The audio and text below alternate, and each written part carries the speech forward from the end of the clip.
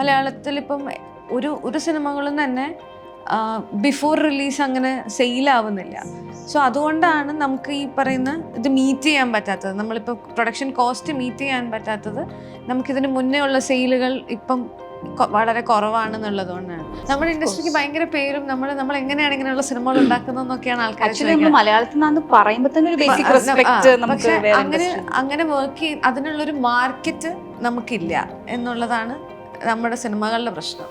പേരേ ഉള്ളൂ, പെരുമേ ഉള്ളൂ, മാർക്കറ്റ് വരുന്നില്ല. കുടുംബത്തിൽ സ്ട്രാറ്റജൈസ് ചെയ്യാൻ തറവാട് അവസ്ഥ. മിക്കവർക്കും ആ സിനിമേനേക്കാളും കൂടുതൽ ഉയരയിലെ കുട്ടി, ആ പാട്ടിലെ കുട്ടിയല്ലേ ചിലപ്പോൾ പേര് പോലും അറിയത്തില്ല, പക്ഷെ എന്നാലും ആ പാട്ടിലെ കുട്ടിയല്ലേ എന്ന് ചോദിക്കും. എൻ്റെ ടുവേർഡ്സ് നടന്നു വരാം. അപ്പം ഞാൻ ഓർത്ത് എന്തെങ്കിലും എടുക്കാനായിട്ടായിരിക്കും. പുള്ളി ഇങ്ങനെ നടന്നു വന്നിട്ട് പറഞ്ഞു, ഹായ് ഐ എം വിജയ് എന്ന് പറഞ്ഞു.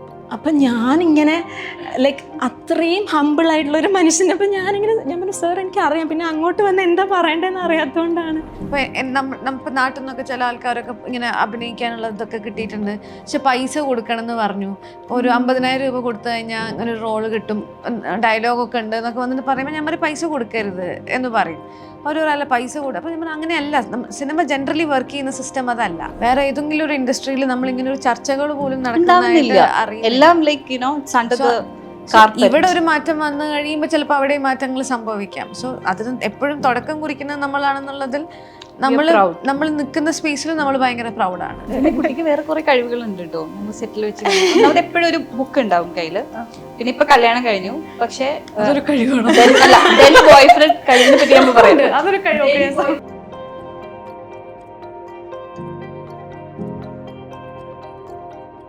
നമസ്കാരം. വീഡിയോനോടൊപ്പം ഉള്ളത് ഫറാസ് ഷിബില, നിഖില വിമൽ ആൻഡ് പുണ്യ എലിസബത്ത്. വെൽക്കം. Thank you. 2013 തോന്നുന്നു മലയാളത്തിൽ ആദ്യമായിട്ടൊരു സ്റ്റോണർ മൂവി വരികയാണ്. അതിന് ശേഷം ഒരു പീരിയോഡിക് ആയിട്ടുള്ള ഒരു ഹീസ് മൂവി വരികയാണ്. രണ്ടിൻ്റെയും സംവിധായകൻ ആ 2 ചിത്രങ്ങളുടെയും വ്യത്യസ്തതയോടുകൂടെ തന്നെ പേര് അടയാളപ്പെടുത്തുന്നുണ്ട്. അദ്ദേഹത്തിന്റെ അടുത്ത ചിത്രം ഗെറ്റ് സെറ്റ് ബേബി റിലീസിനെത്താണ്. നിങ്ങൾ 3 നായികമാർ അതിലത്തേക്ക് എത്താണ്. എന്താണ് ഗെറ്റ് സെറ്റ് ബേബി തരുന്ന ഒരു ഹൈ? വലിയവനായിരുന്നു അത്രയും വലിയ പ്രശ്നങ്ങളൊന്നും ഈ സിനിമയ്ക്കില്ല. ഇല്ല, അങ്ങനെ ഒരു ലേബലിൽ വരുന്ന സിനിമയല്ല. ഇതൊരു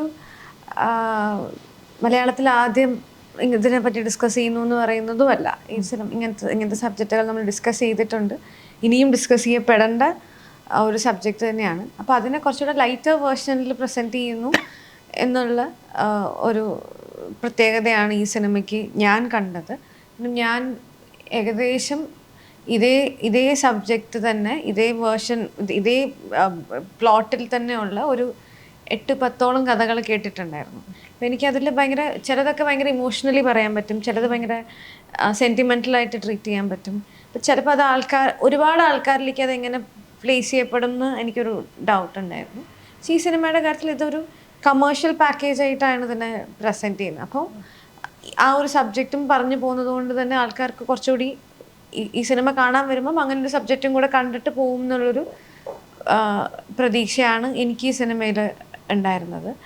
പിന്നെ പറഞ്ഞതുപോലെ ഉണ്ണി ഫസ്റ്റ് ടൈം, ഉണ്ണി മാത്രമല്ല, എനിക്ക് തോന്നുന്നു ഇവിടെ ഒരു മെയിൽ ഗൈനക്കോളജിസ്റ്റിന്റെ കഥ പറയുന്ന സിനിമകൾ മലയാളത്തിൽ എൻ്റെ ഓർമ്മയിലില്ല. അപ്പം അങ്ങനെ ഒരു പ്രത്യേകതയും കൂടെ ഉണ്ട്. ഒരു മെയിൽ ഗൈനക്കോളജിസ്റ്റിന്റെ പെർസ്പെക്റ്റീവിൽ ഒരു IVF-ഉം ഹോസ്പിറ്റലും അങ്ങനെയുള്ള ഒരു കാര്യങ്ങളാണ് ഈ സിനിമ കൂടുതലായിട്ടും പറയുന്നത്. നമുക്ക് അങ്ങനെ ഒരു കഥയേ ഇല്ലെന്ന് തോന്നുന്നു. ഒരു മെയിൽ ഗൈനക്കോളജിസ്റ്റ് നമുക്ക് നമ്മളോടൊരു ഗൈനക്കോളജിസ്റ്റ് എന്ന് പറഞ്ഞാൽ നമ്മൾ പെട്ടെന്ന് റിലേറ്റ് ചെയ്യുന്നത് ഒരു സ്ത്രീയായിട്ടായിരിക്കും നമ്മൾ റിലേറ്റ്. അതിന്റെ ചാലഞ്ചസ് സിനിമയിൽ ആ ഒരു ടാബു ഉണ്ടാക്കുന്ന പ്രശ്നങ്ങളുണ്ടല്ലോ. അങ്ങനെ ഒരു നമുക്ക് അങ്ങനെ ഒരു തോട്ട് ഉള്ളതുകൊണ്ട് അതിന്റെ പ്രശ്നങ്ങൾ ഒരു മെയിൽ ഗൈനക്കോളജിസ്റ്റിന് ഉണ്ടാവുന്നതും ഇത് അഡ്രസ് ചെയ്യുന്നുണ്ട്. അതിന്റെ കൂടെ തന്നെ ഗൈനക്കോളജി റിലേറ്റഡ് ആയിട്ട് ഇപ്പൊ പറയേണ്ട കുറെ കാര്യങ്ങൾ പറയുന്നുണ്ട്. പക്ഷെ ഇതൊരു ഹെവി സിനിമയല്ല. എനിക്ക് തോന്നുന്നു ഭയങ്കര ബ്രീസി ആയിട്ട് ഭയങ്കര ഫീൽ ഗുഡ് ആയിട്ടുള്ള ഒരു സിനിമയാണ്. നല്ല കളേഴ്സും ഒക്കെയുള്ള, നല്ല റിച്ച് ഫ്രെയിംസ് ഒക്കെയുള്ള അങ്ങനത്തെ ഒരു സിനിമയാണ്. അങ്ങനെ ഭയങ്കരമായിട്ട് ക്ലെയിം ചെയ്യുന്നതല്ല. ഇറ്റ്സ് എ വെരി എന്താ പറയാ, ഫാമിലിക്കൊക്കെ കണ്ടിരിക്കാൻ പറ്റുന്ന ഒരു എന്റർടൈനർ ആണ്. ഓഫ് കോഴ്സ് റൊമാൻസ് ഉണ്ട്, ഫാമിലി ഇമോഷൻസ് ഉണ്ട്, അങ്ങനത്തെ ഒരു സിനിമ. ക്യാരക്ടേഴ്സിനെ കൂടെ ഒന്ന് പരിചയപ്പെടുത്താമോ? എൻ്റെ ക്യാരക്ടറിൻ്റെ പേര് ഗൗരി എന്നാണ്. ഡോക്ടർ ഗൗരി ഉണ്ണി വരുന്ന കോളേജിൽ ഈ പറഞ്ഞ പോലെ ഈ ഗൈനക്കോളജി ഡിപ്പാർട്ട്മെൻറ്റ് ആയതുകൊണ്ട് ഒത്തിരി മെയിൽ ക്യാരക്ടർ അല്ലെ, ഞങ്ങളുടെ ക്ലാസ്സിൽ തന്നെ ഉണ്ണി മാത്രമേ ഉള്ളൂ ഒരു ആണായിട്ട്. അപ്പം അന്ന് തൊട്ടുള്ള ഒരു ഫ്രണ്ട്ഷിപ്പ്. അപ്പം ഉണ്ണിയുടെ ലൈഫിൽ ഇപ്പോൾ കോളേജ് ആവട്ടെ, ഇപ്പോൾ ഫാമിലി ആവട്ടെ, അപ്പം എല്ലാ ഡിമെൻഷൻസും കാണുന്ന ഒരാളാണ് ഗൗരി. അതാണ് എൻ്റെ ക്യാരക്ടർ വരുന്നത്. സോ ആദ്യം തൊട്ട് ഇപ്പം ഉണ്ണിക്ക് ഒരു റൊമാൻസ് ഉണ്ടാവുമ്പോഴും അതൊക്കെ അറിയുന്ന ഒരാളാണ് Gauri. Friend we can relate to. Yes yes. നിഖിലയുടെ ക്യാരക്ടർ ഞാൻ ഉണ്ണിയുടെ പേരായിട്ടാണ് ചെയ്യുന്നത്. എൻ്റെ ക്യാരക്ടറും ഞാൻ ഒരു ക്ലൗഡ് കിച്ചണൊക്കെ നടത്തുന്ന ഫുഡ് വ്ളോഗിങ് ഒക്കെ ചെയ്യുന്ന പോലത്തെ ഒരു ക്യാരക്ടറാണ്. ഞാൻ ഇതുവരെ അങ്ങനെ ഒരു അർബൻ സെറ്റപ്പിലുള്ളൊരു സിനിമ ജനറലി ചെയ്യുന്നത് ഭയങ്കര കുറവാണ്. ചെയ്തതൊന്നും അങ്ങനെ ആരും കണ്ടിട്ടില്ല. അതുകൊണ്ട് തന്നെ ഇങ്ങനെ ഒരു സിനിമ ഉള്ളത് എനിക്ക് പൊന്നി മുകുന്ദൻ, വിനയ് ഗോവിന്ദ് എന്നൊക്കെ പറയുമ്പോൾ ഞാൻ നോക്കുമ്പോൾ അതൊരു പാക്കേജാണ്. അപ്പം എനിക്കതിൽ അങ്ങനെ ഒരു കമേഴ്ഷ്യൽ സിനിമ ഒരു അർബൻ സെറ്റപ്പിൽ പറയുമ്പം അതിൽ ഒരു അർബൻ ക്യാരക്ടർ പ്ലേ ചെയ്യാൻ പറ്റുന്നു എന്ന് പറയുന്നൊരു കാര്യമുണ്ട്. ഈ അർബൻ ക്യാരക്ടർ മാത്രമല്ല, അങ്ങനെ ഒരു റൊമാൻറ്റിക് ക്യാരക്ടറിലും ആദ്യമായിട്ടാണ് നമ്മള് വലിയ പാടേ ഇതിന് മുന്നേ ചെയ്തിട്ടുള്ള ഈ റൊമാൻറ്റിക് ക്യാരക്ടേഴ്സ് ആണെങ്കിൽ തന്നെ, നായികയാണെങ്കിൽ തന്നെ അതിലെവിടെയോ ഒരു നമ്മൾ ഇതുവരെ കണ്ടിട്ടില്ലാത്തൊരു നായികയുടെ ടച്ച് കൊടുക്കാറുണ്ട്. പക്ഷെ ഇതിലെ പാട്ടാണ് ഞാൻ കണ്ടിരുന്നത്. പക്ഷെ അതില് ഒരു നമ്മൾ കണ്ടു ശീലിച്ച ഒരു നായകൻ കെമിസ്ട്രി അതിൽ വരുന്നുണ്ട്. അത് ഒരു എന്താ പറയാ, നമ്മള് തിരിച്ചുള്ളൊരു പോക്കായിട്ട് അല്ലെങ്കിൽ അതിനെ മിസ് ചെയ്യുന്നുണ്ടോ സിനിമയില്? അതാ എനിക്ക് മിസ് ചെയ്യുന്നുണ്ട്. ഞാൻ അതാണ് ചോദിച്ചത്. എനിക്ക് സീരിയസ്ലി ഐ മിസ് എന്താ പറയാ ടിപ്പിക്കൽ റൊമാൻറ്റിക് സിനിമാറ്റിക് സിനിമകളില്ലേ, എനിക്കിഷ്ടമാണ്. എനിക്ക് റിയലിസ്റ്റിക് ആയിട്ടുള്ള സിനിമകൾ ഇഷ്ടമാണ്. ഞാനത് കാണാറുണ്ട്, എൻജോയ് ചെയ്യാറുണ്ട്. അത് എങ്ങനെ റിയലിസ്റ്റിക് ആയി എടുക്കണം ഞാൻ അത്ഭുതപ്പെടാറൊക്കെ ഉണ്ട്. ഇതൊക്കെ പറയുമ്പോഴും എനിക്ക് ടിപ്പിക്കൽ ആയിട്ടുള്ള സിനിമകൾ നമ്മൾ പറഞ്ഞ ഒരു പക്ഷേ നമ്മളത് മോശമാണെന്നൊക്കെ വിചാരിച്ചിരുന്ന തരം സിനിമകൾ എനിക്ക് ഹോണസ്റ്റ്ലി മിസ് ചെയ്യുന്നുണ്ട്. ഞാൻ പറയുന്നത് എനിക്ക് ഒരു നായികയെ നിങ്ങൾ കൊണ്ടുവരുമ്പോ പാടത്തൂടെ പാട്ടുപാടി ഓടിച്ചാലും ഞാനിപ്പോ കാണും. ആ അവസ്ഥയിൽ എത്തിയിട്ടുണ്ട് ഞാൻ. എനിക്ക് അങ്ങനെ കാണാൻ ഇഷ്ടമാണ്. ഇപ്പോ അതെനിക്ക് മിസ് ചെയ്യുന്നുണ്ട്. ഞാൻ വിചാരിക്കുന്ന എല്ലാതരം സിനിമകളും വരണം. ഇപ്പൊ മാർക്കോ ഒരു ഭയങ്കര വയലന്റ് ആയിട്ടുള്ള ഒരു സിനിമയാണ്. അങ്ങനത്തെ സിനിമകളും വരണം. അങ്ങനെ കുറെ ആൾക്കാർക്ക് എനിക്ക് തോന്നുന്നു അതൊരു കഥാർസിസ് പോലെ ഒരു എനർജി തോന്നും. ആ എന്തോ ഒരു റിലാക്സേഷൻ കിട്ടുന്നുണ്ട് അത് കാണുമ്പോൾ. അതുകൊണ്ടാണ് ഇത്രയും ആൾക്കാർ ഇത് കാണാതെ എൻജോയ് ഒക്കെ ചെയ്യുന്നത്. അതേപോലെ വളരെ റിയലിസ്റ്റിക് ആയിട്ടുള്ള സിനിമകൾ കാണുമ്പോൾ നമുക്ക് അതിൻ്റെ ഒരു പേസും അത് കൊണ്ടുപോകുന്ന രീതിയൊക്കെ നമ്മൾ എക്സൈറ്റ് ചെയ്യിപ്പിക്കുന്നുണ്ട്. അതുപോലെ ഇങ്ങനെയും വരണം, ഭയങ്കര കളർഫുൾ ആയിട്ട് റൊമാൻറ്റിക് ആയിട്ട് എന്നാണ് ഞാൻ വിചാരിക്കുന്നത്. ഞാൻ മിസ് ചെയ്യുന്നുണ്ടോ എന്ന് ആദ്യം അങ്ങോട്ട് ചോദിച്ചത്. അതിലേക്ക് തന്നെയാണ് ഞാൻ പറഞ്ഞത്. നമ്മൾ മുന്നേ കണ്ട ക്യാരക്ടേഴ്സിലെല്ലാം എവിടെയോ ഒരു മാറ്റം എങ്ങനെയെങ്കിലും കൊണ്ടുവരണം എന്ന് ഫോഴ്സ്ഡ് ആവുന്നുണ്ട് പലപ്പോഴും. പ്രത്യേകിച്ചും സ്ത്രീ കഥാപാത്രങ്ങളിലൊരു ചേഞ്ച് വരണം എന്നുള്ള ഫോഴ്സ്ഫുള്ളി നമുക്ക് തോന്നാറുണ്ട്. അതൊന്നും ഒരു ബ്രേക്ക് ആയിരിക്കുമോ? അങ്ങനെ വലിയ വ്യത്യാസമൊന്നുമില്ല. പക്ഷേ ഈ സിനിമയെ സംബന്ധിച്ച് നോക്കുകയാണെങ്കിൽ ഇത് കുറച്ചുകൂടി സിനിമാറ്റിക് ആണ്, ഇത്തിരി കളർഫുൾ സിനിമയാണ്. ചിലപ്പോൾ ഇതിപ്പോൾ ഞാനതുപോലത്തെ സിനിമകൾ ചെയ്തിട്ടുള്ള കുറവായതുകൊണ്ട് തന്നെ ചില കോസ്റ്റ്യൂംസ് തരുമ്പോൾ പോലും എനിക്ക് ഇത്രയും കളേഴ്സോ എന്ന് ഞാൻ ആലോചിക്കാറുണ്ട്. അപ്പൊ എൻ്റെ ഓർമ്മയിൽ ഞാൻ ഇത്രയും കളർഫുൾ ഡ്രസ്സുകൾ ഇട്ടിട്ട് അഭിനയിച്ചിട്ട് കുറേ നാളായി. അപ്പോൾ എന്താ പറയുക, അങ്ങനെ ഒരു സാധനങ്ങളൊക്കെയാണ് എനിക്ക് വ്യത്യാസമായിട്ടുള്ളത്. പക്ഷെ ക്യാരക്ടർ വൈസ് ഈ ക്യാരക്ടർ അത്യാവശ്യം ബോൾഡായിട്ടുള്ള സംസാരിക്കാൻ സ്വന്തമായിട്ട് അഭിപ്രായമൊക്കെ ഉള്ള ആള് തന്നെയാണ്. അങ്ങനെ എനിക്ക് തോന്നുന്നു അങ്ങനെ ഫോഴ്സ്ഡ് അല്ല. അതായത് അഭിപ്രായം പറയണമെങ്കിൽ പറയാം എന്നുള്ള അങ്ങനെയൊന്നുമില്ല. നമുക്ക് ജനറലി നമ്മൾക്കൊക്കെ ഒരു ഒപ്പീനിയൻ ഉണ്ടാവില്ലേ, അതിന് അത്രമാത്രം ഒപ്പീനിയൻ ആയിട്ടുള്ള ഒരു സ്ത്രീ തന്നെയാണിത്. ഒരു നോർമൽ ഒപ്പീനിയൻ വുമൺ. എന്റെ അത്രയില്ല.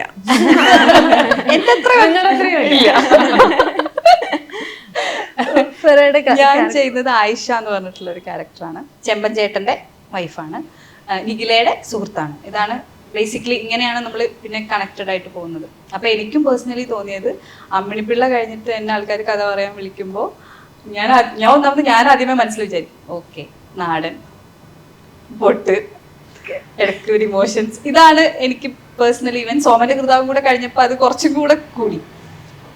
അപ്പൊ എനിക്ക് പേഴ്സണലി ഒരു അർബൻ സെറ്റപ്പിലുള്ള സിനിമകളൊക്കെ ഇതുപോലെ കാണാനൊക്കെ ഭയങ്കര ഇഷ്ടമാണ്. അതും ഇടയ്ക്ക് നമ്മൾ മിസ് ചെയ്തു പോയ പോലെ എനിക്ക് തോന്നിയിട്ടുണ്ട്. ഒരു സമയത്ത് ഉണ്ടായിരുന്നു സമീർ താഹിർ അവരൊക്കെ, ഇവൻ മായാനദി പോലെയുള്ള സിനിമകളില്ല, അതൊക്കെ ഇഷ്ടമാണ് എനിക്ക്. അപ്പം ഇതിലിങ്ങനെ ഒരു അർബൻ, പിന്നെ എനിക്ക് നന്നായിട്ട് റിലേറ്റ് ചെയ്യാൻ പറ്റുന്ന ഒരു കഥാപാത്രമാണ്. ആസ് ഒരു മുസ്ലിം ഫാമിലി എന്നുള്ള കുട്ടിയാണ്, ഒരു അർബൻ സെറ്റപ്പിൽ ജീവിക്കുന്ന ഒരാളാണ്. റിച്ച് ആണ്, അതെനിക്ക് റിലേറ്റ് ചെയ്യാൻ പറ്റില്ല, നമുക്ക് ഇൻട്രസ്റ്റിംഗ് ആയിരുന്നു അത് ചെയ്യാൻ. വീടൊക്കെ കണ്ട് ഞാൻ ഞെട്ടിപ്പോയി. ആദ്യത്തെ പോർഷൻസ് ഒക്കെ ഞങ്ങളുടെ അതൊക്കെ ചെയ്ത് വേറെ പുറത്തായിരുന്നു, പിന്നെയാണ് വീട്ടിലേക്ക് നമ്മൾ പോകുന്നത്. അപ്പൊ ഞാൻ ചോദിച്ചു, ഇനി ഇത്രയും വലിയ വീടോ? അപ്പൊ ഹസ്ബൻഡ് CA ആണ്. ഞാൻ ചോദിച്ചു, CA ക്ക് ഇത്രയൊക്കെ ശമ്പളം കിട്ടുമോ? ഇല്ല, ജനറേഷണൽ വെൽത്ത്.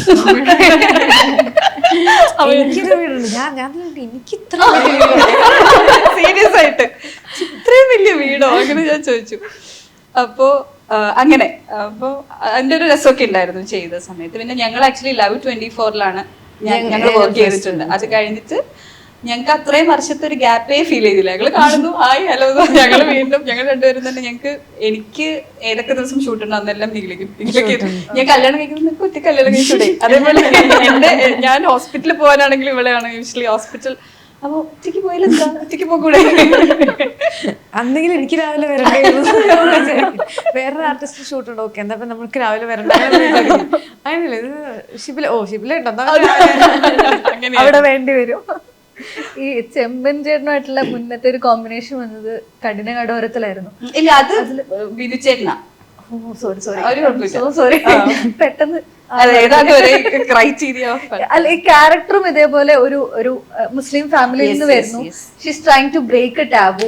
വളരെ സ്ട്രോങ് ആയിട്ട് നിന്നിട്ട് ഇല്ല എനിക്കിത് വേണം എന്ന് ആ ഗ്രൗണ്ടിലേക്ക് അവര് എത്തുന്നുണ്ട്. ആ ക്യാരക്ടർ പേഴ്സണലി എന്നെ ഭയങ്കരമായിട്ട് ഇമോഷണലി അറ്റാച്ച് ചെയ്തിട്ടുള്ള ഒരു ക്യാരക്ടറാണ്. ആ ട്രാൻസ്ഫോർമേഷൻ ഉണ്ടല്ലോ, ഫെറാസ് ഷിബില എന്ന് പറയുന്ന ആക്ട്രസ് ആ കഥാപാത്രത്തിലേക്ക് മാറുന്നു, ആ കഥാപാത്രത്തിന് ഒരു റിസപ്ഷൻ കിട്ടുന്നു, അത് മാർക്ക് ചെയ്യപ്പെടുകയാണ്. വൈകാരികതയോടെ കൂടെ അല്ലാതെ നമുക്ക് അതിനെക്കുറിച്ച് സംസാരിക്കാൻ പോലും പറ്റുന്നില്ല. ആ ക്യാരക്ടർ തന്നിട്ടുള്ള ഒരു ഇമ്പാക്ട്, അത് എനിക്ക് പറഞ്ഞ പോലെ ഭയങ്കര ക്ലോസ് ടു ഹാർട്ട് ആയിട്ടുള്ള ഒരു ക്യാരക്ടറാണ്. ഒരുപാട് സ്ക്രീൻ സ്പേസ് ഒന്നുമില്ല ആ സിനിമയിൽ, ബിക്കോസ് അത് സംസാരിക്കുന്ന എൻറ്റയർലി ഡിഫറെൻ്റ് ആയിട്ടുള്ള ഒരു കാര്യമാണ്. പക്ഷേ എൻ്റെ അടുത്ത് ഹർഷദ്ക്ക് എപ്പോഴും വന്നിട്ട് പറയായിരുന്നു, ഹർഷദ്ക്ക് എനിക്ക് തോന്നാറുണ്ട് ഹർഷദ്ഖന്റെ കഥാപാത്രങ്ങളിൽ ഹർഷദ്ക്ക് പറയാനുള്ളത് പറയാൻ ഒരാളെ വെക്കും. എനിക്ക് പേഴ്സണലി തോന്നിയതാണ് കേട്ടോ, ഐ ഡോണ്ട് നോ. ഞാൻ സംസാരിച്ചിട്ടുണ്ട് ഇതിനെപ്പറ്റി ഹർഷദ്ഖന്റെ അടുത്ത്. അപ്പൊ ഞാൻ ചോദിച്ചു, ഇതിൽ എനിക്ക് പേഴ്സണലി തോന്നി അത് എന്റെ കഥാപാത്രമാണ്, ആ ഒരു പൊളിറ്റിക്സ് ഹർഷദ്ക്ക് പറയാനുള്ളത് പറയുന്നത്. അപ്പോൾ ഹർഷദ്ക്ക് എൻ്റെ അടുത്ത് ഇടയ്ക്കിടയ്ക്ക് വന്നിട്ട് അത് പറയും, ഇത് ഇങ്ങനെയാണ്. പക്ഷെ എനിക്കത് ഭയങ്കര ഈസിലി മനസ്സിലാവുമായിരുന്നു എന്തുകൊണ്ടാണ് മാപ്പ് പറയണം, എന്നോട് ക്ഷമ ചോദിക്കണം എന്ന് പറയുന്നത്, അല്ലെങ്കിൽ ഒരു സ്ഥലത്ത് എന്തുകൊണ്ടാണ് എങ്ങനെ എനിക്ക് ഈസിലി റിലേറ്റബിൾ ആണ്. പക്ഷെ എനിക്ക് തോന്നിയിട്ടുണ്ട് അതുപോലെ ജീവിക്കുന്ന ഒരുപാട് പേർക്ക് അത് ഇതാണല്ലോ ഇതിന്റെ ശരി എന്ന് തോന്നിപ്പിക്കും. എനിക്ക് ഭയങ്കര ക്ലോസ് ടു ഹാർട്ട് ആയിട്ടുള്ള ഒരു ക്യാരക്ടറാണ്. വിനു പപ്പുവിന്റെ കൂടെ വർക്ക് ചെയ്തപ്പോഴാണെങ്കിലും എനിക്ക് തോന്നിയിട്ടുണ്ട് ചെമ്പൻചേട്ടനും വിനു ഓൾമോസ്റ്റ് ഒരു സെയിം വൈബുള്ള മനുഷ്യന്മാരാണ്. എനിക്ക് പേഴ്സണലി തോന്നിയിട്ടുണ്ട്. ചെമ്പൻചേട്ടൻ്റെ കൂടെ വർക്ക് ചെയ്യുമ്പോഴും ഭയങ്കര ഫണ്ണായിരുന്നു. ഞങ്ങൾക്ക് കോമ്പിനേഷൻസും കാര്യങ്ങളൊക്കെ ഭയങ്കര ചില്ല് മനുഷ്യനാണ്. ഒന്നും അങ്ങനെ ഒക്കെ സ്ട്രെയിറ്റ് ഫോർവേഡ് ആയിട്ട് എല്ലാ കാര്യവും പറയും. നമുക്കങ്ങനെ വേറെ എന്തും ചോദിക്കാം, എന്തെങ്കിലും സംശയങ്ങൾ ഇപ്പം ഇങ്ങനെ മതിയോ അങ്ങനെയാണോ എന്നൊക്കെ ചോദിക്കാം. അപ്പൊ ചെമ്പൻചേട്ടൻ എനിക്ക് പാട്ടിൽ കണ്ടിട്ടുണ്ടാവും ഇങ്ങനെ മുടിയില് ഇത് മറ്റേ പുക എന്തായാലും പറയാം, അത് അവരോട് ഞാൻ ഇത് ആർക്കും ഇതുവരെ ചെയ്തിട്ടില്ല.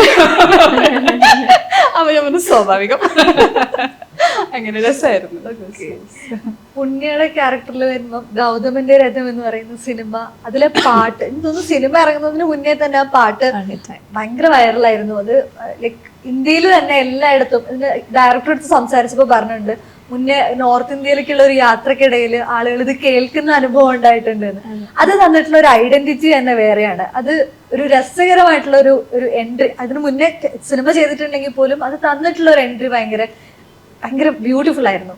അതിന്റെ ഒരു ഇമ്പാക്ട് ഇപ്പോഴും ഉണ്ടാവുന്നുണ്ടോ? പിന്നെ ഇപ്പോഴും ആക്ച്വലി മിക്കവർക്കും ആ സിനിമേനേക്കാളും കൂടുതൽ ഉയരയിലെ കുട്ടി, ആ പാട്ടിലെ കുട്ടിയല്ലേ ചിലപ്പോൾ പേര് പോലും അറിയത്തില്ല, പക്ഷെ എന്നാലും ആ പാട്ടിലെ കുട്ടിയല്ലേ എന്ന് ചോദിക്കും.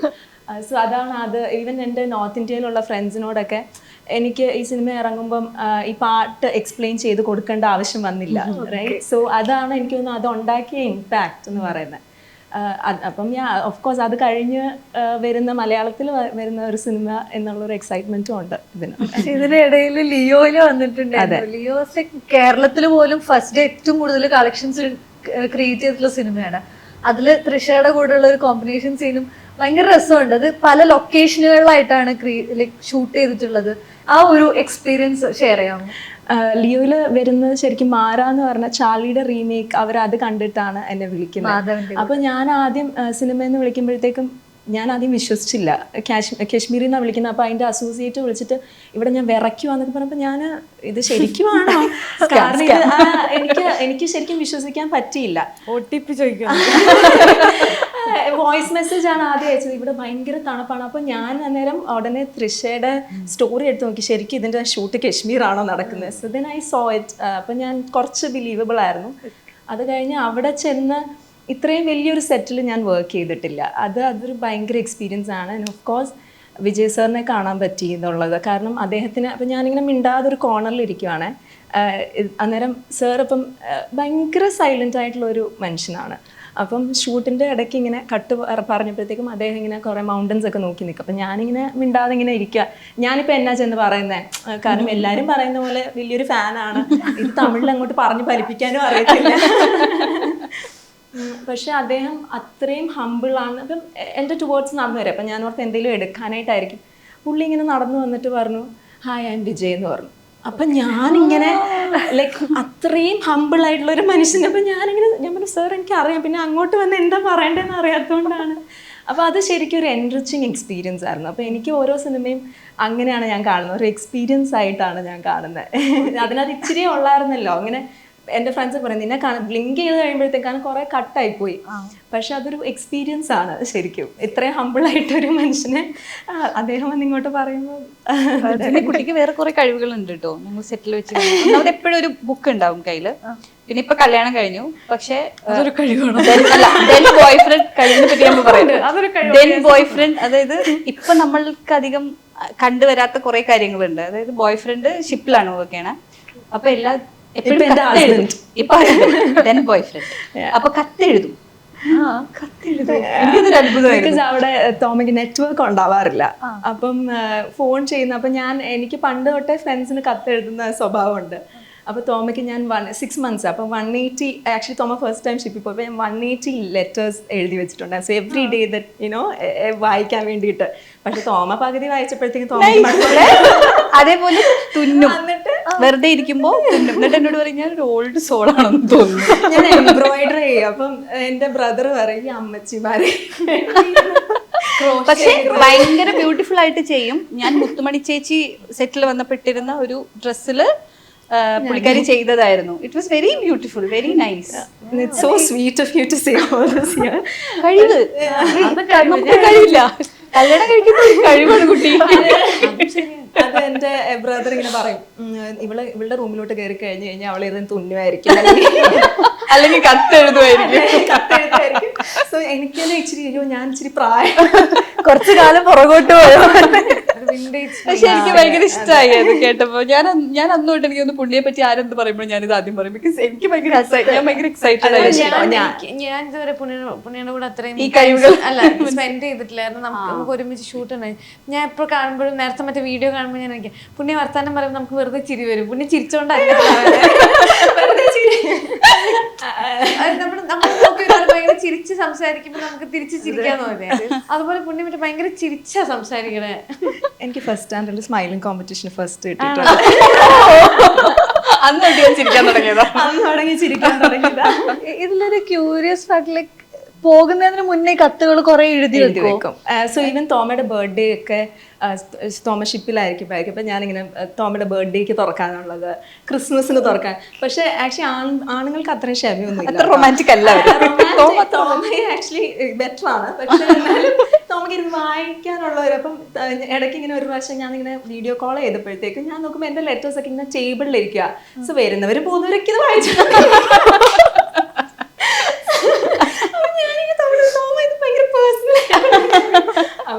മനസ്സിലായി ആമ്പിള്ളേർക്ക് നമ്മളിത് ഭയങ്കര ഇമോഷണൽ ആയിട്ടൊക്കെ ഇരുന്ന് എഴുതുന്നതായിരിക്കും. That's so creative also, അല്ലേ? I find it very creative. Message അയക്കാൻ തന്നെ മടി. നിന്നെ കുറിച്ചല്ല, നമ്മളിതിലില്ല. പക്ഷെ ഈ പറഞ്ഞ മെസ്സേജ് ഭയങ്കര മോശം കേട്ടോ. ഞാനിങ്ങനെ ഒരാൾ മെസ്സേജ് അയച്ചിട്ട് റിപ്ലൈ കഴിക്കാൻ മറന്നുപോകും. അപ്പം ഞാൻ വിചാരിക്കും ഞാൻ റിപ്ലൈ അയച്ചു.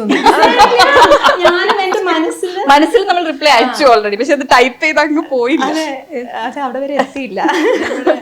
അല്ല എനിക്ക് പക്ഷേ സജീവേട്ടൻ ഇടയ്ക്ക് എന്തെങ്കിലും പറയാൻ വേണ്ടി മെസ്സേജ് അയക്കും. വിനയഗോവിന്ദ് വിളിച്ചിട്ട് സജീവ് പറഞ്ഞു നിൽക്കുന്ന മെസ്സേജ്. ഞാൻ പറഞ്ഞു റിപ്ലൈ, എന്റെ മനസ്സിൽ ഞാൻ റിപ്ലൈ അയച്ചു. മൂപ്പരോട് എന്താന്ന് വെച്ചാൽ പറഞ്ഞോളാൻ പറയും, എനിക്ക് അറിയാം. പിന്നെ എനിക്ക് വോയിസ് പ്രശ്നമില്ല, മറ്റേ മെസ്സേജിൽ മറ്റേ കഠിനത്തിൽ പറയുന്ന പോലെ നമ്മൾ വായിക്കുന്ന സെൻസിലാണോ ആൾക്കാർ എടുക്കുന്നത്. ബിക്കോസ് ഈ ഇമോജിയൊക്കെ അല്ലേ, ഞാനൊക്കെ ഒന്ന് പോയി തരുമോ, അതാണ് ഞാൻ ദിവസം. പക്ഷെ അതിന്റെ അർത്ഥം അതല്ല. അല്ല അങ്ങനെയല്ല, എനിക്ക് എന്താ പ്രശ്നം എന്ന് വെച്ചാൽ എനിക്ക് മെസ്സേജിൽ തന്നെ പെട്ടെന്ന് എല്ലാം പറഞ്ഞു തീർക്കാൻ നോക്കിയാ. ഇപ്പൊ ചന്ദ്രയാണെങ്കിൽ വോയിസ് യൂസ് ചെയ്യാം, അങ്ങനെയല്ല, ഞാൻ ചന്ദ്രയാണ്, ഞാൻ ഇതിനാണ് വിളിക്കുന്നത്, ഇന്ന കാര്യം. അപ്പൊ എനിക്ക് ഇങ്ങനെ ഒരാൾ എന്നെ വിളിച്ചു എന്നുള്ളത് എനിക്ക്, അല്ലെങ്കിൽ മെസ്സേജ് എന്നുള്ള കിടക്കുമല്ലോ. ചില ആൾക്കാരെ പറ്റി ഹായ്, നമ്മൾ ഹായ് ഒക്കെ കാത്തിരിക്കും, അത് ഒരിക്കലും നടക്കില്ല, ഇമ്പോസിബിൾ ആണത്. ചില ആൾക്കാരൊക്കെ വന്നിട്ട് എന്റെ അടുത്ത് പറയും, ഞാൻ മെസ്സേജ് അയച്ചപ്പോ ഞാൻ എന്താ വെച്ചാൽ ഹായ്. അത് ഭയങ്കര ശരിയാണ്. കാര്യം പറയണം. അപ്പൊ ഇന്ന ആളാണെന്നൊക്കെ പറഞ്ഞു കഴിഞ്ഞാൽ കുറച്ച് നാള് കഴിയുമ്പോ വന്നിട്ട് പറഞ്ഞാലും എനിക്ക് ഓർമ്മയെങ്കിലും ഉണ്ടാവും. ഞാൻ റിപ്ലൈ അയച്ചിട്ടുണ്ടോ ഇല്ലയോ എന്നുള്ളതിനേക്കാൾ എനിക്ക് ഓർമ്മ ഉണ്ടാകുന്നതാണ്. ചിലർ മറ്റേ ഹായ് ആരാന്ന് നമുക്കറിയില്ല, ഹായ് കഴിയോ അതേപോലെ എക്സ്പെക്ട് ചെയ്യുന്നത് തിരിച്ച് ഹായ്. വേറെ ആൾക്കാരില്ലേ അവരുടെ ഈ പറഞ്ഞ പോലെ നിങ്ങൾ 3 പേരും മലയാളം ഇൻഡസ്ട്രിയിലും ഇതേപോലെ തമിഴ് ഇൻഡസ്ട്രിയിലും വർക്ക് ചെയ്തിട്ടുണ്ട്. റീസെന്റ് ഒരു സിനിമ ചെയ്തു. പലപ്പോഴും ആളുകൾ ഇത് രണ്ടും കമ്പയർ ചെയ്യാറുണ്ട്. ഇപ്പൊ മലയാളം ഇൻഡസ്ട്രിയേക്കാൾ കുറച്ചുകൂടെ ലാർജർ ആണ് നമുക്ക് തമിഴ് ഇൻഡസ്ട്രി. അവിടെ കുറച്ചുകൂടെ വലിയ പ്രൊഡക്ഷൻസ് വരുന്നു, അവിടുന്ന് കുറച്ചുകൂടെ വലിയ സിനിമകൾ വരുന്നു എന്ന് പറയുന്നു. പക്ഷെ ഇപ്പൊ മലയാളത്തിലേക്ക് എടുത്തു നോക്കിക്കഴിഞ്ഞാൽ നമ്മുടെ ബജറ്റും വലുതാവുന്നുണ്ട്, നമ്മുടെ സിനിമകൾ വലുതാവുന്നുണ്ട്, അതിന് കിട്ടുന്ന ക്ലബുകൾ, കോടി ക്ലബുകളുടെ എണ്ണം കൂടുന്നുണ്ട്. ബട്ട് സ്റ്റിൽ നമ്മളുടെ ഇവിടെ അത് ഇനഫ് അല്ല എന്നുള്ളൊരു അഭിപ്രായവും വരുന്നുണ്ട്. താരങ്ങളുടെ പ്രതിഫലമായിട്ട് ബന്ധപ്പെട്ടൊക്കെ ചർച്ചകളും വരുന്നുണ്ട്. ആക്ച്വലി ലൈക്ക് പലരും സംസാരിച്ച് കേട്ടിട്ടുണ്ട്, തമിഴിലോ അല്ലെങ്കിൽ മറ്റ് ലാംഗ്വേജിലോ കിട്ടുന്നത് പോലെയുള്ളൊരു പ്ലാറ്റ്ഫോം ഇവിടെ ഉണ്ടാവുന്നില്ല എന്ന്. അതിൽ മാറ്റങ്ങൾ ഉണ്ടാവുന്നുണ്ടോ? ഈ പറയുന്ന പ്രശ്നങ്ങൾ നിലനിൽക്കുന്നുണ്ടോ? ഇല്ല, അങ്ങനെ വലിയ പ്രശ്നങ്ങൾ എന്നുള്ളതല്ല. അത് അവരുടെ ഇൻഡസ്ട്രി വലുതാണ്, അവരുടെ മാർക്കറ്റും അവരുടെ ഇൻഡസ്ട്രിയും അത് പോയി റീച്ച് ആവുന്ന ഓഡിയൻസും വലുതാണ്. അപ്പോൾ അവരുണ്ടാക്കുന്ന തരം സിനിമകളല്ല നമ്മൾ ഉണ്ടാക്കുന്നത്. നമ്മൾ ചെറിയ സിനിമകൾ ഉണ്ടാക്കിയിട്ട് അത് വലിയ സക്സസ് ആകുമ്പോഴാണ് നമുക്കിവിടെ അങ്ങനെ ഒരു പ്രോഫിറ്റ് പരിപാടികളൊക്കെ വരുന്നത്. മറ്റേത് അവർ വലിയ സിനിമകൾ ഉണ്ടാക്കി വലിയ ലാഭം കിട്ടുന്നു എന്നുള്ളൊരു കാര്യമാണ്. ഇവിടെ ഈ വലിയ സിനിമകൾ ഉണ്ടാകുന്നതിൽ എപ്പോഴും ഭയങ്കര പ്രശ്നം വരാറുണ്ട്. കാരണം നമ്മുടെ മാർക്കറ്റ് ചെറുതായതുകൊണ്ട്. അപ്പോൾ അങ്ങനെയുള്ള ഇഷ്യൂസ് ഉള്ളത് കൊണ്ടാണ് ഈ പറയുന്നത് പോലെയുള്ള കമ്പാരിസൺ ഒക്കെ വരുന്നത്. അതർവൈസ് ഇപ്പം നമ്മൾ വർക്ക് ചെയ്യുന്ന സ്പേസ് നോക്കുകയാണെന്നുണ്ടെങ്കിൽ നമ്മൾ വർക്ക് ചെയ്യുന്നതും ഒക്കെ ഒരേ സെറ്റപ്പ് തന്നെയാണ്. ആകെ വ്യത്യാസം ഈ പറയുന്ന ടൈമിങ്ങിലുള്ള വ്യത്യാസം അങ്ങനെയുള്ളതൊക്കെ അല്ലാതെ വലിയ നമ്മൾ ഷൂട്ട് ചെയ്യുമ്പോൾ വലിയ ഡിഫറൻസ് ഇല്ല. പിന്നെ മാർക്കറ്റ് അല്ലെങ്കിൽ അങ്ങനെ OTT ബിസിനസ് അതെന്നൊക്കെ പറയുന്നത് ഇതൊക്കെ പോസ്റ്റിലേക്കൊക്കെ വരുന്ന കാര്യങ്ങളാണ്. ഇത് ഏറ്റവും കൂടുതൽ ഇതിനെപ്പറ്റി നമുക്ക് സംസാരിക്കാൻ പറ്റിയ ഒരു പ്രൊഡ്യൂസർ എടുത്തോ അല്ലെങ്കിൽ ഒരു പ്രൊഡക്ഷൻ ടീമിനൊക്കെയാണ് നമ്മൾ അത്രയും ഒരു ബിസിനസ് നടക്കുക എന്ന് പറയുന്നത്. ഇപ്പം നമ്മുടെ മലയാളത്തിൽ ഇപ്പം ഒരു സിനിമകളും തന്നെ ബിഫോർ റിലീസ് അങ്ങനെ സെയിലാവുന്നില്ല. സോ അതുകൊണ്ടാണ് നമുക്ക് ഈ പറയുന്ന ഇത് മീറ്റ് ചെയ്യാൻ പറ്റാത്തത്. നമ്മളിപ്പോൾ പ്രൊഡക്ഷൻ കോസ്റ്റ് മീറ്റ് ചെയ്യാൻ പറ്റാത്തത് നമുക്കിതിന് മുന്നേ ഉള്ള സെയിലുകൾ ഇപ്പം വളരെ കുറവാണെന്നുള്ളത് കൊണ്ടാണ്. ഫ്യൂച്ചറിലേക്ക് വരുമ്പോൾ അതിനൊക്കെ ഒരു മാറ്റം വരികയാണെന്നുണ്ടെങ്കിൽ നമ്മുടെ ഇൻഡസ്ട്രിക്ക് ഭയങ്കരമായ പേരുണ്ട്. ശ്രദ്ധിച്ചു കഴിഞ്ഞാൽ നമ്മുടെ ഇൻഡസ്ട്രിക്ക് ഭയങ്കര പേരും നമ്മൾ എങ്ങനെയാണ് ഇങ്ങനെയുള്ള സിനിമകൾ ഉണ്ടാക്കുന്നതെന്നൊക്കെയാണ് ആൾക്കാർ. മലയാളത്തിൽ നിന്ന് പറയുമ്പോൾ തന്നെ ഒരു ബേസിക് റെസ്പെക്ട് നമുക്ക് അങ്ങനെ വർക്ക് ചെയ്യും. അതിനുള്ളൊരു മാർക്കറ്റ് നമുക്കില്ല എന്നുള്ളതാണ് നമ്മുടെ സിനിമകളുടെ പ്രശ്നം. പേരേ ഉള്ളൂ, പെരുമയുള്ളൂ, മാർക്കറ്റ് വരുന്നില്ല. കുടുംബത്തിൽ സ്ട്രാറ്റജൈസ് ചെയ്യാൻ തറവാട് അവസ്ഥ. അതിലേക്ക് അങ്ങനെ ഒരു വലിയ മാർക്കറ്റിംഗ് സെറ്റപ്പിലേക്ക് നമ്മുടെ സിനിമകൾ വരണം. എനിക്ക് തോന്നുന്നു അതാണ് അതിന്റെ സൊല്യൂഷനും അല്ലേ. അല്ലാതെ പക്ഷെ അങ്ങനെ പാക്കേജ്ഡ് ആയിട്ട് വരുന്ന സിനിമകൾക്ക് ഉണ്ട് കേട്ടോ. ഇപ്പൊ പറഞ്ഞ എംപുരാൻ എന്ന് പറയുന്ന സിനിമയെ തന്നെ നമ്മളൊരു വലിയ സിനിമയായിട്ടാണല്ലോ കാണുന്നത്. അപ്പൊ അങ്ങനെയുള്ള സിനിമകൾക്ക് അതുണ്ട്. പക്ഷെ അല്ലാതെ വരുന്ന സമയത്ത് നമുക്ക് അങ്ങനെ ആർട്ടിസ്റ്റുകളെയൊക്കെ വെച്ച് ചെയ്യുമ്പോൾ അത്രയും ബിസിനസ്സും മാർക്കറ്റിങ്ങും ഒക്കെ നടക്കുന്നുണ്ടോ എന്നുള്ളതും അത് പിന്നെ പോയി പാൻ ഇന്ത്യൻ ലെവലിലേക്ക് റീച്ച് ആക്കുക എന്ന് പറയുന്നതും കുറച്ച് ഡിഫിക്കൽട്ടായിട്ടുള്ള കാര്യമാണ് നമ്മുടെ ഇവിടുത്തെ ആർട്ടിസ്റ്റുകളെ സംബന്ധിച്ച് നോക്കുമ്പോൾ. ഇതിപ്പോൾ നമ്മുടെ സിനിമകൾ നല്ലതാണെന്ന് ആൾക്കാർ പറയുന്നത് കഴിഞ്ഞ് കഴിഞ്ഞാൽ നമ്മളിപ്പോൾ പുറത്ത് വേറൊരു അവാർഡ്സിനും ഒക്കെ പോയി കഴിഞ്ഞാൽ നമുക്ക് മനസ്സിലാവും നമ്മളെയൊന്നും അവിടെ ആർക്കും അറിയില്ല. ഇപ്പോൾ അവിടെ ഇപ്പോൾ ഒരു തെലുഗുന്നൊക്കെ ഒരു ആർട്ടിസ്റ്റ് വരുന്നതും നമ്മുടെ ഇവിടുന്ന് പോകുന്ന ആൾക്കാർ പോകുന്നതും നമ്മൾ വലിയ വ്യത്യാസമുണ്ട്.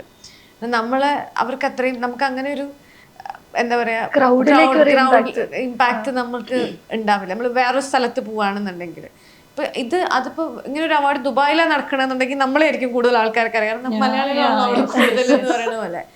നമ്മുടെ കണ്ടന്റിനെ കുറിച്ചാണ് നമ്മുടെ എപ്പോഴും ടോക്ക് കണ്ടന്റിനെ വരുന്നത്. പറ്റി സംസാരിക്കുന്നതല്ലാതെ നമ്മളുടെ ആർട്ടിസ്റ്റുകൾക്കും നമ്മുടെ സിനിമകൾക്കും അങ്ങനെ ഒരു വലിയ മാർക്കറ്റ് ഇതുവരെയായിട്ടും അങ്ങനെ ഒരു ഓപ്പണിംഗ് ഇല്ല എന്നുള്ളതാണ് ഒരു ബുദ്ധിമുട്ടുള്ളത്. ഇനി ഫ്യൂച്ചറിലേക്ക് വരുമ്പം അതിനൊക്കെ ഒരു ഇപ്പം വരുന്ന സിനിമകളുടെ കണ്ടന്റും കാര്യങ്ങളൊക്കെ ആൾക്കാർ സംസാരിക്കുന്നതുകൊണ്ട് തന്നെ അങ്ങനെ ഒരു ഇത് ഓപ്പൺ ആവുന്ന സാധ്യത ഉണ്ടാകുമെന്ന് വിചാരിക്കുന്നു. ഇപ്പം മലയാള സിനിമയിൽ വരുന്ന മറ്റൊരു വലിയ മാറ്റം എന്ന് പറയുന്നത് ഇതിനകത്തുള്ള ഇതിന്റെ സെറ്റിങ്ങുകളിൽ തന്നെ വലിയ മാറ്റങ്ങൾ ഉണ്ടാകുന്നുണ്ട്. അപ്പം നമ്മൾ ഉപയോഗിക്കുന്ന ഉപകരണങ്ങളിൽ തുടങ്ങി അതിനുള്ളിൽ ആളുകൾ തമ്മിൽ പെരുമാറുന്നതിൽ വരെ വലിയ മാറ്റങ്ങൾ ഉണ്ടായിക്കൊണ്ടിരിക്കുകയാണ്. അതിൽ വലിയൊരു ഭാഗമായിരുന്നു നയരൂപീകരണ കമ്മിറ്റി ഉണ്ടായിരുന്നത്. അതിന് ശേഷം ഉണ്ടായിട്ടുള്ള ഒരു ചർച്ചയിൽ പറഞ്ഞിട്ടുണ്ടായിരുന്നു ഇപ്പം സെറ്റിങ്ങുകൾ വരെ മാറുന്നുണ്ട്, ഇതിൽ പല രീതിയിലുള്ള ചർച്ചകൾ എല്ലാം സംഭവിക്കുന്നുണ്ട്. എന്താണ് ഇതിന്റെ ഇപ്പോഴത്തെ ഒരു സ്റ്റാറ്റസ്?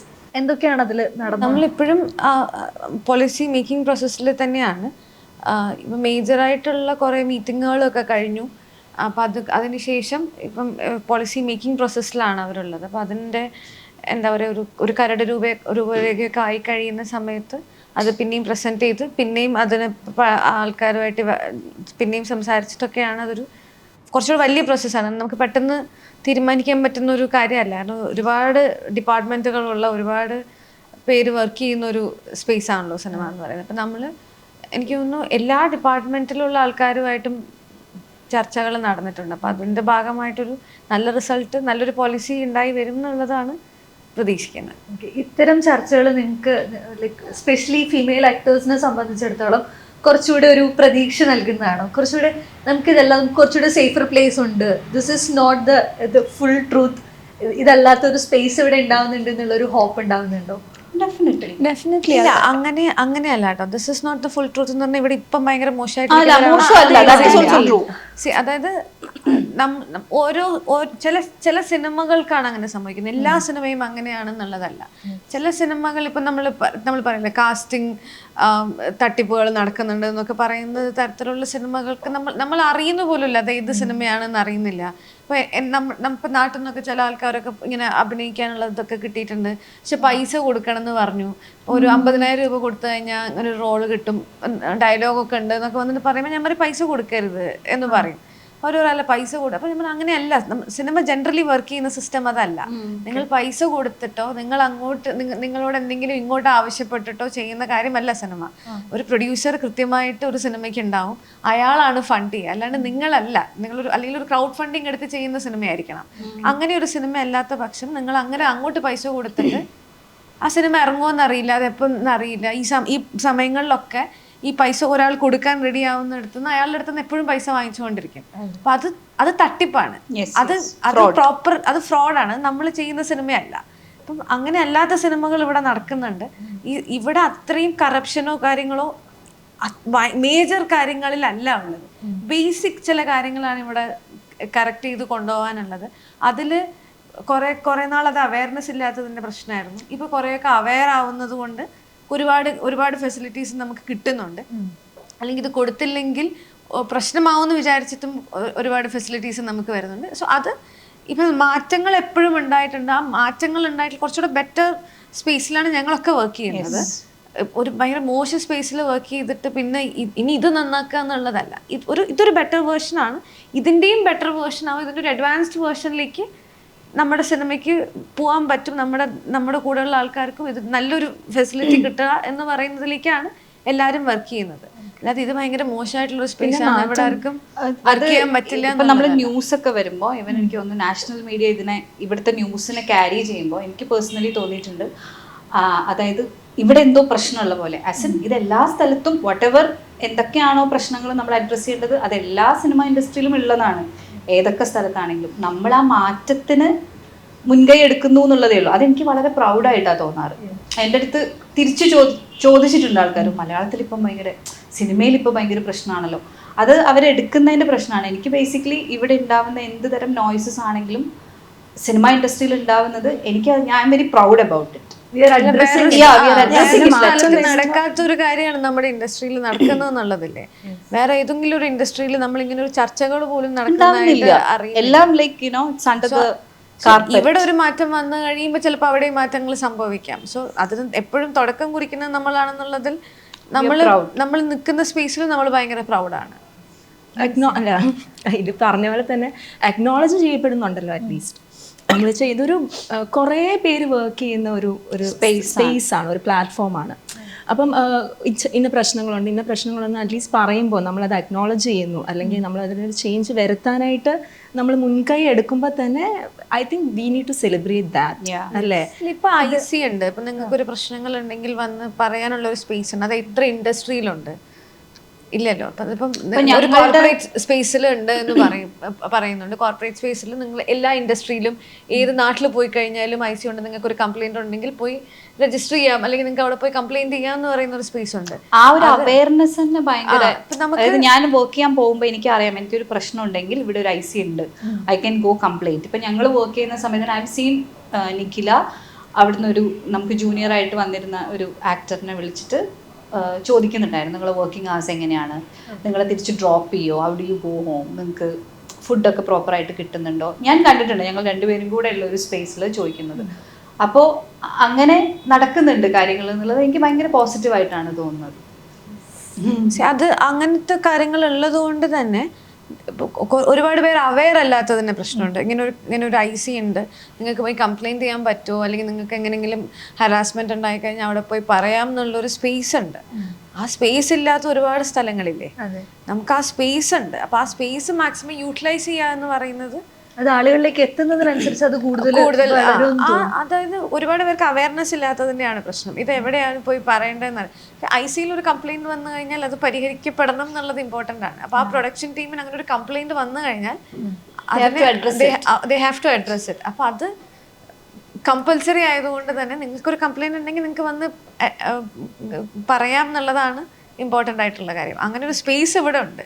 എത്ര അടുത്ത് അതില്ല എന്നുള്ളതും നമ്മൾ ആലോചിക്കേണ്ടത്. അപ്പോൾ റീസെന്റ് സിനിമ ഇറങ്ങിയത് ഒരു ജാതി ജാതകമായിരുന്നു. അതിനെതിരെ ഹൈക്കോർട്ടിൽ ഒരു കേസ് പോയിട്ടുണ്ടായിരുന്നു.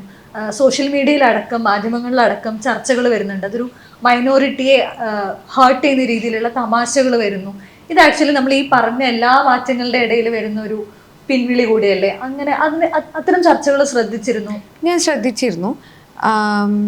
ഒരു ജാതകത്തിൻ്റെ കാര്യം പറയുകയാണെന്നുണ്ടെങ്കിൽ എനിക്കതിനകത്തൊരു ഗസ്റ്റ് റോൾ പോർഷനായിരുന്നു ഉണ്ടായിരുന്നത്. ഞാൻ ഇതുവരെ ആ സിനിമ കണ്ടിട്ടില്ല. അത് മൊത്തത്തിൽ എങ്ങനെയാണ് വന്നിരിക്കുന്നത് എന്നുള്ളതിനെ പറ്റിയിട്ട് എനിക്കും വലിയ ധാരണയില്ല. പക്ഷെ ഞാൻ കഥ കേട്ടിടത്തോളം നമ്മളും ഇത് ഡിസ്കസ് ചെയ്തപ്പോൾ ഞാൻ ചോദിച്ചിട്ടുണ്ടായിരുന്നു, അങ്ങനെ ഒരു മൈനോറിറ്റീനെ നമ്മൾ പ്രോപ്പറായിട്ട് അഡ്രസ്സ് ചെയ്യാൻ പറ്റിയില്ലെങ്കിൽ നമ്മളത് പറയാണ്ടിരിക്കുകയല്ലേ വേണ്ടതെന്നുള്ളത് ഞാൻ കമ്മ്യൂണിക്കേറ്റ് ചെയ്തിട്ടുണ്ടായിരുന്നു. പക്ഷെ അപ്പോൾ എനിക്ക് അവരുടെ ഭാഗത്തുനിന്ന് എനിക്ക് വന്ന ആൻസർ എന്താണെന്ന് വെച്ചാൽ, ഇങ്ങനെയുള്ള ആൾക്കാരും സമൂഹത്തിലുണ്ട്. ഇപ്പം ജയേഷ് എന്ന് പറഞ്ഞ ഒരു ക്യാരക്ടറിനെ പോലുള്ള ഒരാൾ ഇവിടെ ഈ സമൂഹത്തിലുണ്ട്. അയാളെപ്പോലുള്ളൊരു 10,000-കണക്കിന് ആൾക്കാരുണ്ട്. അയാളെ എങ്ങനെയൊക്കെ അഡ്രസ്സ് ചെയ്തിട്ടും അയാളൊരു എന്താ പറയാ ഒരു ഷോവനിസ്റ്റ് ആയിട്ടുള്ള ഒരാളാണ്, തോട്ടുള്ള ഒരു മനുഷ്യനാണ്. അപ്പൊ അയാൾക്കൊരു മാറ്റം വരുന്നു എന്ന് പറയുന്നതാണ് ആ സിനിമ അഡ്രസ്സ് ചെയ്യുന്നു എന്നുള്ളത് കൊണ്ട് അതങ്ങനെ അത് കാണിക്കാതെ ഇതൊരിക്കലും അയാൾക്ക് മാറ്റം വരുന്നു എന്ന് പറയാൻ പറ്റില്ല എന്നാണ് എനിക്ക് കമ്മ്യൂണിക്കേറ്റ് ആയിരിക്കുന്നത്. ഞാൻ സിനിമ കാണാത്തത് കൊണ്ട് എനിക്ക് അതെങ്ങനെയാണ് ആൾക്കാരിലേക്ക് പോയിരിക്കുന്നത് കാര്യം എന്താണെന്ന് വെച്ചാൽ, എന്തെങ്കിലും തരത്തിൽ ഇപ്പൊ മൈനോറിറ്റി ആയിട്ടുള്ള ആൾക്കാർ അത് ഹേർട്ട് ചെയ്യുന്നുണ്ടെങ്കിൽ അത് തീർച്ചയായിട്ടും ഈ പറഞ്ഞ പോലെ നമ്മുടെ ഇന്റൻഷൻ അതായിരുന്നില്ല എന്ന് പറയുന്നതിൽ അതിൽ അർത്ഥമില്ല. പക്ഷെ എനിക്കും പേഴ്സണലി ഞാൻ സിനിമ കണ്ടിട്ടില്ല, മനസ്സിലായത് ഇത് റെപ്രസെന്റ് ചെയ്യുന്നത് റിഗ്രസീവായ ഷോവിനിസ്റ്റ് ആയിട്ടുള്ള ഒരു മനുഷ്യനെയാണ്. അപ്പം ആൻഡ് ഐ പേഴ്സണലി തിങ്ക് അങ്ങനത്തെ കഥാപാത്രങ്ങളെയും നമ്മൾ ആൾക്കാരെ എഴുതുകയും അത് സ്ക്രീനിൽ വരികയും ഒക്കെ വേണം. പക്ഷെ അത് ഗ്ലോറിഫൈ ചെയ്യുന്ന രീതിയിലോ കയ്യടി കിട്ടുന്ന രീതിയിലോ ആവരുത്. ആളുകൾ കൈയടിക്കുന്നു, ഇത് റോങ് ആണ് എന്ന് തന്നെ ആയിരിക്കണം end of the day cinema പറയുന്നത്. അല്ലാതെ ഇതാണ് ഹീറോയിസം എന്ന് പറയരുത് എന്നുള്ളതാണ്. പക്ഷെ എനിക്ക് പേഴ്സണലി ഇപ്പം ഞങ്ങൾ ഡിസ്കസ് ചെയ്യുമ്പോൾ ഞങ്ങൾ പറയാറുണ്ട്, ഇങ്ങനത്തെ റെപ്രസെൻറ്റേഷൻസും വരണം. മോശം ആൾക്കാരും സിനിമയിൽ കാണിക്കണം, അത് മോശമായിട്ട് തന്നെ കാണിക്കണം. ഗ്രേ ഏരിയയിലും ആൾക്കാർ വരണം. അല്ലാതെ ഫോഴ്സ്ഡ് ആയിട്ട് നമ്മളൊരു സ്ത്രീ ആയതുകൊണ്ട് she should be aware of anything, she should be empowered, like so called ആ ഒരു വോക്ക് എംപവർമെൻറ്റ് വേണം. അങ്ങനെയൊന്നും എനിക്ക് തോന്നിയിട്ടില്ല. ആസ് ഇൻ അങ്ങനെ കാണിക്കണം എന്ന് എനിക്ക് പേഴ്സണലി തോന്നിയിട്ടേ ഇല്ല. ഞാൻ വിചാരിക്കുന്നത് ഒരാൾ വർക്ക് ചെയ്യണ്ടെന്നും അത്ര ഒപ്പീനിയേറ്റഡ് അല്ലാത്ത ആൾക്കാരും ഉണ്ട്, അത്ര ഒപ്പീനിയൻസ് ഇല്ലാത്ത ആൾക്കാരും ഉണ്ട്. അങ്ങനത്തെ ആൾക്കാരൊക്കെ നമ്മൾ റെപ്രസെൻറ്റ് ചെയ്യേണ്ടത്. ഒരു സ്ത്രീ ആയതുകൊണ്ട് അവരെപ്പോഴും ഒപ്പീനിയൻസ് പറയുന്ന ആളായിരിക്കണം, ഒരു അനീതി കണ്ടാൽ അപ്പം തന്നെ പ്രതികരിക്കും, അങ്ങനെയൊന്നുമില്ല. ലൈക്ക് എല്ലാത്തരം ആൾക്കാരെയും നമുക്ക് കാണണം. ആർട്ട് ഒരു ഭയങ്കര ഫ്രീ സ്പേസ് ആയിരിക്കണം. End of the day art is A revolution for sure, at least for me. And അങ്ങനെ ആയിരിക്കുകയും ചെയ്യണം അത്. പക്ഷേ നമ്മൾ ഫോഴ്സ്ഡ് ആയാൽ നമുക്ക് ഒറിജിനാലിറ്റി പോകും, ആൻഡ് ദാറ്റ്സ് വെരി ബോറിങ്. ആർട്ടിന് എപ്പോഴും ഐസ്തെറ്റിക്സ് കീപ്പ് ചെയ്യും കൂടെ വേണമല്ലോ. അപ്പം get set baby set for release. അതിന്റെ ത്രില്ലിലാണ്. അതിന് എല്ലാവിധ വിജയങ്ങളും ഉണ്ടാവട്ടെ. ഈ പറഞ്ഞ പോലെ ഒരു മാറ്റമാണ് നമ്മളെല്ലാവരും കലയിലൂടെ ആഗ്രഹിക്കുന്നത്. അത് സംഭവിക്കട്ടെ. Thank you so much. Thank you.